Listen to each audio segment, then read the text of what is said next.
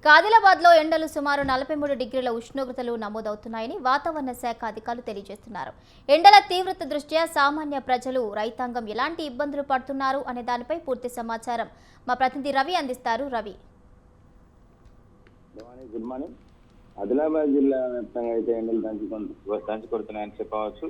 సుమారు 43 డిగ్రీల పైన ఎండలు కొడుతున్నట్లు అంచనా వేస్తున్నారు. విపరీతమైన ఎండలతో ఇంట్లో నుండి బయటకు వెళ్లేందుకు ప్రజలు జంకుతున్నారు. సాయంత్రం సమయంలో అయితే తీవ్రంగా ఉక్కపోతకు గురవుతున్నారు.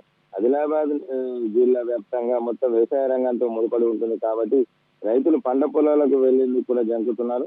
ఎండల వల్ల రైతులు వారి వ్యవసాయ క్షేత్రంలో చేయాల్సిన పనులు వాయిదా వేసుకోవాల్సి వస్తుంది. మునుపెన్నడూ ఇంత ఎండ తీవ్రత లేదని రైతులు వాపోతున్నారు. మరోపక్క రెక్కాడితే డొక్కాడని వీధి వ్యాపారులు చిన్న చిన్న బండ్లపై, తోపుడు బండ్లపై చేస్తున్న వ్యాపారాలు ఎండ తాకిడికి చేయలేకపోతున్నారు. వారు ఒకవేళ ఎండలో వెళ్లి వ్యాపారం చేస్తే అస్తవ్యతకు గురవుతున్నారు.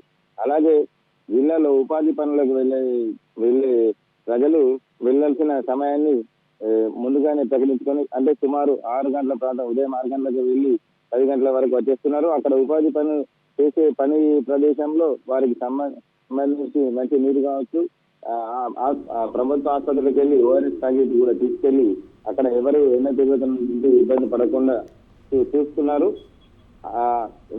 అయినప్పటికీ ఎండలో పనిచేయడం వల్ల తీవ్రంగా అలసిపోయి నిరసించి ఇంటికి వచ్చేస్తున్నారు.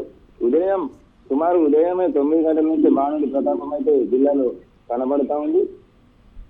సాయంత్రం 5 గంటల వరకు ఎండ తీవ్రత తగ్గడం లేదు.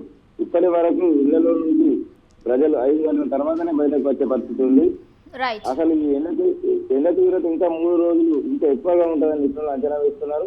ఈ ఎండల వల్ల సామాన్య ప్రజలు, రైతాంగం అయితే చాలా ఇబ్బందులు పడుతున్నట్టు తెలుస్తుంది. భవన్.